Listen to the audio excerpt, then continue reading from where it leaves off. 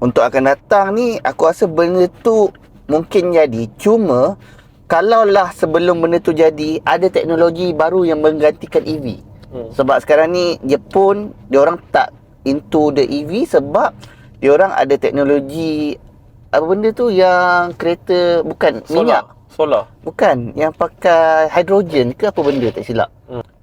Dia pakai hidrogen yang mana menggantikan minyak, kos lebih murah dan benda tu orang kata banyak boleh buat je.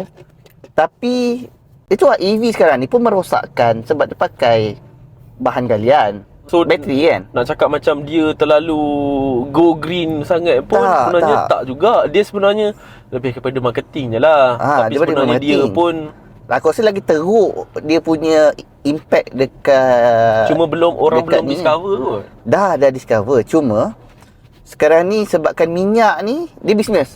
Minyak ni dengan perang naik. So bateri ni kalau perang naik tak naik. Itu je sekarang ni.